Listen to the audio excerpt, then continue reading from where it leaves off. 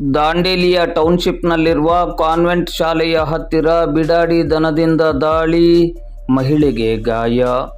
ದಾಂಡೇಲಿ ನಗರದ township convent ಶಾಲೆಯ ಹತ್ತಿರ ಬಿಡಾಡಿ ದನವೊಂದು ದಾಳಿ ನಡೆಸಿದ ಪರಿಣಾಮವಾಗಿ ಮಹಿಳೆಯೊರ್ವರಿಗೆ ಗಾಯವಾದ ಘಟನೆ ಇಂದು ನಡೆದಿದ್ದು, ಬಿಡಾಡಿ ದನಗಳ ನಿಯಂತ್ರಣಕ್ಕೆ ಅಗತ್ಯ ಕ್ರಮವನ್ನು ಕೈಗೊಳ್ಳುವಂತೆ ನಗರದ ಹಿರಿಯ ವೈದ್ಯರಾದ ಡಾಕ್ಟರ್ ಮುಕುಂದ್ ಕಾಮತ್ ಸೇರಿದಂತೆ ಬಿಡಾಡಿ ದನದ ದಾಳಿಯಿಂದ ಗಾಯ ಮಾಡಿಕೊಂಡ ಮಹಿಳೆ ಇಂದು ಶುಕ್ರವಾರ ಮಧ್ಯಾಹ್ನ 1 ಗಂಟೆ ಸುಮಾರಿಗೆ ಮಾಧ್ಯಮದ ಮೂಲಕ ನಗರಸಭೆಯನ್ನು ಆಗ್ರಹಿಸಿದ್ದಾರೆ. ಸ್ಥಳೀಯ ಟೌನ್ಶಿಪ್ ನಿವಾಸಿ ಪೂಜಾ ಗಿರೀಶ್ ಗಾವಳಿ ಎಂಬವರೇ ಬಿಡಾಡಿ ದನದ ದಾಳಿಗೆ ತುತ್ತಾಗಿ ಗಾಯಗೊಂಡ ಮಹಿಳೆಯಾಗಿದ್ದಾರೆ. ಇವರು ಖಾಸಗಿ ಆಸ್ಪತ್ರೆಯಲ್ಲಿ ಕೆಲಸ ನಿರ್ವಹಿಸಿ ಮನೆಗೆ ಹೋಗುತ್ತಿದ್ದಾಗ ಈ ಘಟನೆ ನಡೆದಿದೆ. ಏಕಾಏಕಿ ದನ ದಾಳಿ ಮಾಡಿ ಪೂಜಾ ಅವರನ್ನು ಗಟಾರಕ್ಕೆ ತಳ್ಳಿದೆ. ಅಲ್ಲೇ ಇದ್ದ ಇಟ್ಟಂಗಿಯ ಮೂಲಕ ದನವನ್ನು ಹಿಮ್ಮೆಟ್ಟಿಸಿದ್ದಾರೆ. ಅಷ್ಟರ ಒಳಗೆ ಸ್ಥಳೀಯರು ಬಂದು ಅವರನ್ನು ರಕ್ಷಣೆ ಮಾಡಿದ್ದಾರೆ.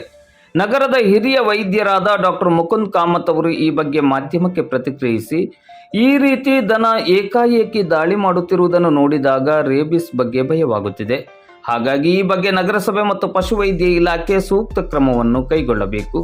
ನಗರದಲ್ಲಿ ಸಾಕಷ್ಟು ಬಿಡಾಡಿ ದನಕರುಗಳು ಹಾಗೂ ಬೀದಿ ನಾಯಿಗಳು ಇದ್ದು, ಇವೆಲ್ಲವುಗಳಿಗೆ ಚುಚ್ಚುಮದ್ದು ಕೊಡುವ ನಿಟ್ಟಿನಲ್ಲಿ ಸೂಕ್ತ ಕ್ರಮವನ್ನು ಕೈಗೊಳ್ಳಬೇಕೆಂದು ಡಾಕ್ಟರ್ ಮುಕುಂದ್ ಕಾಮತ್ ಅವರು ನಗರಸಭೆಗೆ ಮತ್ತು ಪಶುವೈದ್ಯ ಇಲಾಖೆಗೆ ಮನವಿಯನ್ನು ಮಾಡಿದ್ದಾರೆ. ಈ ಸಂದರ್ಭದಲ್ಲಿ ಸ್ಥಳೀಯರಾದ ಮಿಲಿಂದ್ ಭಟ್ ಮತ್ತು ಸೆಬೆಸ್ಟಿಯನ್ ಡಿಮೆಲ್ಲೋ ಅವರು ಉಪಸ್ಥಿತರಿದ್ದರು.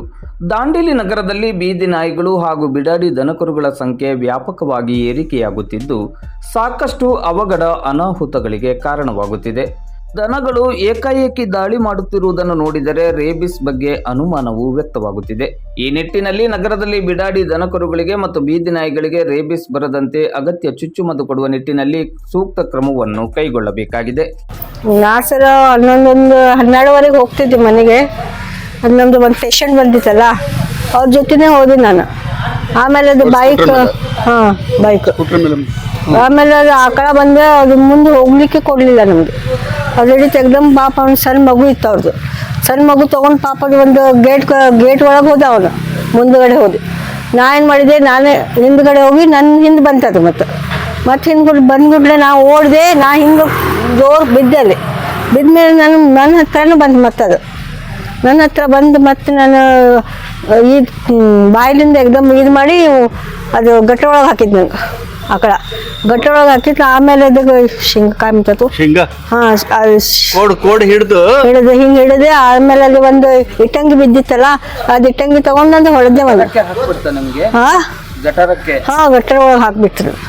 ಎಲ್ಲೆಲ್ಲ ಗಾಯ ಆಗಿದೆ? ಇಲ್ಲೇ ಐತೆ ನೋಡ್ರಿ. ಈಗೆಲ್ಲ ಇಲ್ಲಿ ಸ್ವಲ್ಪ ಹತ್ತಿತ್ತು. ಇಲ್ಲಿ ಪೂರ ಬಾಡಿ ಎಲ್ಲ ಪೇನ್ ಆಗ್ತೈತಿ. ಆಮೇಲೆ ನಾನು ಹೊಡೆದಿದ್ದು ಇದು ಇಟ್ಟಂಗಿ ತೊಗೊಂಡು ಹೊಡೆದೆ ಅದಕ್ಕೆ. ಆಮೇಲೆ ಆ ಸೈಡ್ ಹೋಯ್ತು. ಆಮೇಲೆ ಅವರು ಗೇಟ್ ತೆಗೆದ್ರು. ಅವ್ರು ಗೌಂಡಿ ಕೆಲಸ ಮಾಡ್ತಿದ್ರಲ್ಲ, ಅವ್ರು ಗೇಟ್ ತೆಗೆದ್ರು. ಅವರು ಡಯಸ್ ಮನಿ ಅವ್ರು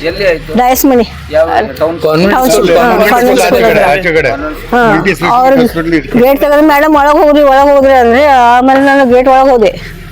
ಅವ್ರು ನೀರದು ಕೊಟ್ಟೆ. ಅಲ್ಲಿ ಒಂದು 10-15 ನಿಮಿಷ ಕೊಟ್ಟೆ. ಆಮೇಲೆ ಮನೆಗೆ ಹೋದೆ ನಾನು.